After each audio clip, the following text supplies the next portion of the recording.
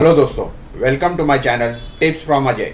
दोस्तों, भारत ने बजट 2026-27 में देश की रेल प्रणाली को आधुनिक, तेज़ और आत्मनिर्भर बनाने का सबसे बड़ा कदम उठाया है।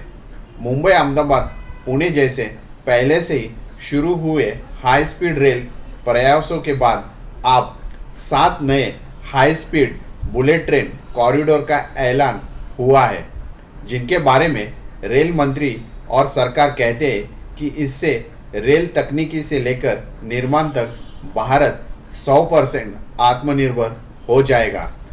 ये सिर्फ ट्रेन प्रोजेक्ट नहीं है, ये रियल इस्टेट बूम, नए बिजनेस हब, सस्ते शहरों को महंगा बनना और स्मार्ट निवेश का सबसे बड़ा मौका है।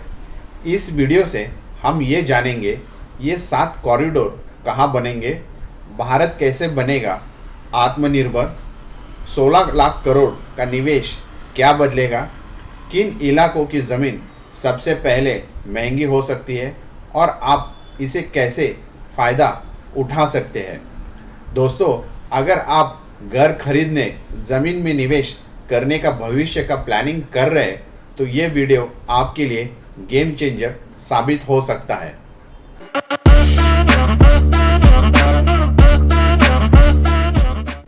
तो दोस्तों, ये 7 नई हाई स्पीड रेल कॉरिडोर, इसके ऊपर हम विस्तृत चर्चा करेंगे। तो 7 नई बुलेट ट्रेन या हाई स्पीड नेटवर्क कॉरिडोर की घोषणा की गई है, जिनके नाम और कनेक्शन इस प्रकार है। मुंबई पुणे पहला, दूसरा है पुणे हैदराबाद, तीसरा है हैदराबाद बेंगलोर, चौथा है हैदराबाद चेन्नई, पांचवा है चेन्नई बेंगलुरु, छठा है दिल्ली वाराणसी और सातवां है वाराणसी सिलीगुड़ी। ये सभी कॉरिडोर प्रमुख आर्थिक, व्यापार, शहरी केंद्र से जुड़ेंगे और अनुमानित दूरी लगभग 4000 किलोमीटर तक फैली होगी। अब देखते हैं दूसरा, 100% या 100% आत्मनिर्भर बुलेट ट्रेन का क्या मायने रखता है। स्वदेशी निर्माण और तकनीकी। अब इन हाई स्पीड रेल नेटवर्क के लिए track, signalling system, electrical system, train status, जिनमें बाद में बुलेट ट्रेन भी होंगे, भारत में भी डिज़ाइन और तैयार किए जाएंगे। इससे जापान विदेशी तकनीक पर निर्भरता कम होगी और ख़ास तौर पे मेक इन इंडिया सिद्धांत को मजबूती बढ़ेगी या मिलेगी। पहले प्रोजेक्ट जैसा मुंबई अहमदाबाद में भागीदारी जापान की थी, पर आने वाले नए कॉरिडोर में स्थानीय तकनीकी और उत्पादों का इस्तेमाल प्राथमिक होगा। मतलब बुलेट ट्रेन सिर्फ यातायात का साधन नहीं रहेगा, बल्कि ये भारत में रेल तकनीकी के स्वदेशीकरण और निर्माण कौशल की एक प्रतीक बनेंगे। अब देखते हैं कि निवेश और लागत रुपए कैसे है।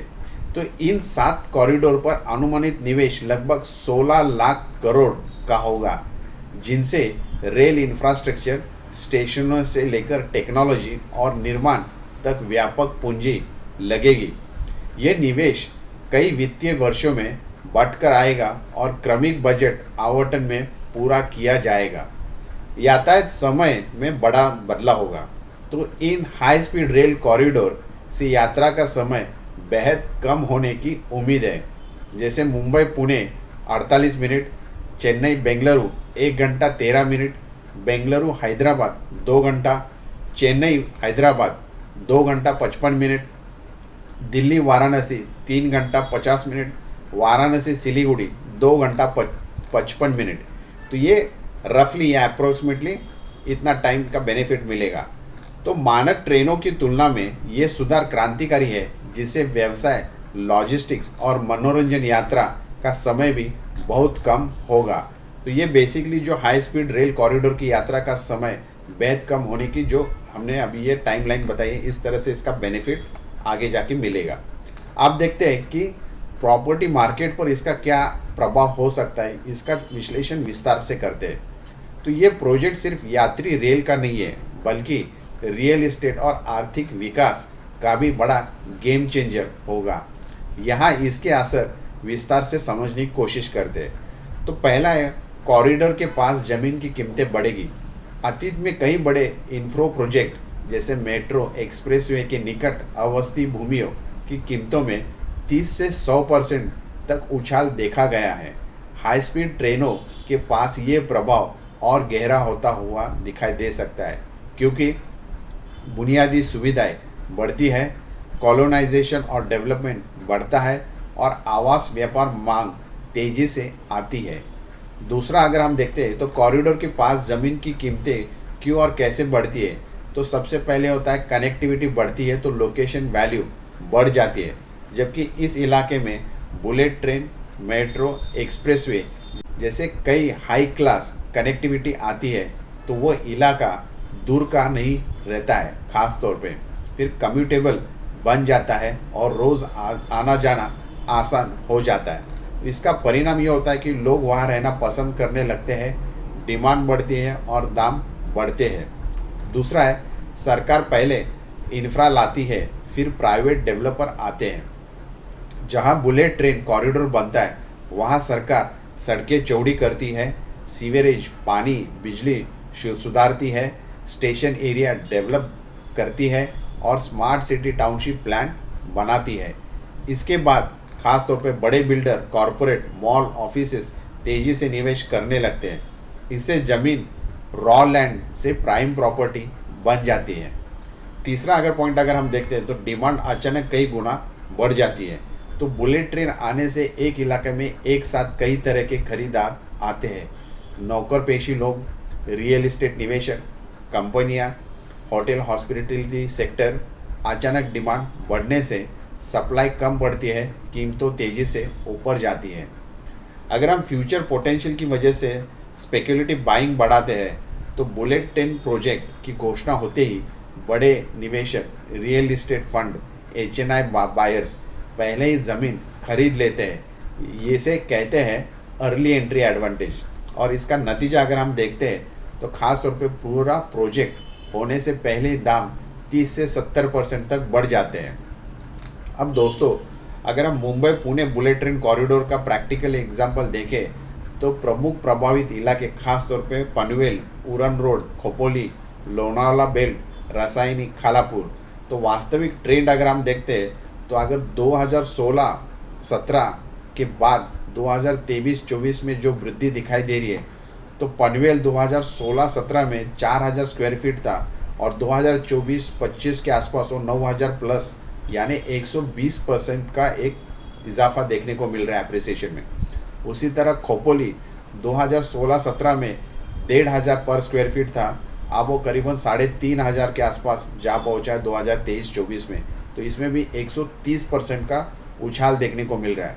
रासायनी जो 2016-17 में 800 या 1000 के आसपास पर स्क्वायर फीट था, वो अभी करीबन 2200 23-24 में पर स्क्वायर फीट के हिसाब से चल रहा है। तो इसमें भी 150% एप्रिसिएशन देखने मिल रहा है। तो इसका मुख्य कारण यह है कि NMI airport plus bullet train plus expressway ये ट्रिपल ग्रोथ इफेक्ट ले देता है। अब देखते हैं कि स्टेशन एरिया बनता है नया मिनी CBD। जहां बुलेट ट्रेन स्टेशन बनाता है वहां office tower, hotel, mall, high rise apartment तेज़ी से विकसित होते हैं। इसे कहते हैं ट्रांजिट ओरिएंटेड डेवलपमेंट यानी TOD। तो ऐसे एरिया में किराया ज़्यादा मिलता है, उसके साथ साथ रीसेल वैल्यू ऊंची होती है, वैकेंसी कम होती है। अगर हम नौकरी और बिजनेस के अवसर बढ़ते हैं तो बुलेट ट्रेन प्रोजेक्ट से निर्माण नौकरियां, इंडस्ट्रियल पार्क, सर्विस सेक्टर तेज़ी से बढ़ते हैं। जब लोगों की कमाई बढ़ती है तो वो इम्पैक्ट करता है घर खरीदने की क्षमता, उसके साथ डायरेक्टली बढ़ती है और वो रिलेट करेगा आपके कीमतों में बढ़ती हुई दिखाई दे सकती है। उदाहरण के लिए जैसे हमने मुंबई पुणे के फ्लैट ज़मीन की कीमतों में बुलेट ट्रेन योजना के ऐलान के बाद उल्लेखनीय वृद्धि देखी जा रही है। अब देखते हैं कि शहरों के आसपास छोटे शहर और कस्बे बढ़ेंगे। तो HSR कॉरिडोर, तो हाई स्पीड रेल कॉरिडोर के आने से टियर 2 और टियर 3 शहरों में कनेक्टिविटी सुधरेगी। इससे वहाँ औद्योगिक पार्क, आवासीय जोन तेज़ी से विकसित होंगे, जिससे रियल एस्टेट की मांग बढ़ती हुई दिखाई देगी। ऑफिस हब और वाणिज्य रियल एस्टेट का बढ़ावा, बड़ी कंपनी और संस्थान अक्सर बेहतर कनेक्टिविटी वाली लोकेशन में अपनी ऑफिसेस खोलते हैं। High speed rail network ITS या आईटीईएस मैन्युफैक्चरिंग, बैंकिंग, फाइनेंस जैसे सेक्टर से बिजनेस हब्स को बढ़ावा मिलता है। चौथा है पर्यटक आधारित विकास। बुलेट ट्रेन से छोटे पर्यटन गंतव्य, मंदिर, शहर, तीर्थस्थल और ऐतिहासिक लोकेशन भी मुख्य शहरों से तेजी से जुड़ते हैं। इससे पर्यटन आधारित होटल, रिसोर्ट और हॉस्पिटैलिटी रियल इस्टेट की मांग में उछाल आएगा। अब देखते हैं कि लंबी अवधि के निवेश यानी कैपिटल एप्रिसिएशन की अगर हम बात करते हैं तो इन 7 कॉरिडोर के पास जमीन और संपत्तियों की लंबी अवधि में कीमत तेजी से बढ़ने की क्षमता है, खासकर जैसे प्रोजेक्ट फेज वाइज पूरा होने पे। अब देखते हैं कि प्रमुख जो मुख्य प्रभाव है कि उसकी मुख्य बातें अगर हम संक्षिप्त में देखते हैं तो आत्मनिर्भरता से रेल तकनीकी और निर्माण में विदेशी निर्माता कम होगी।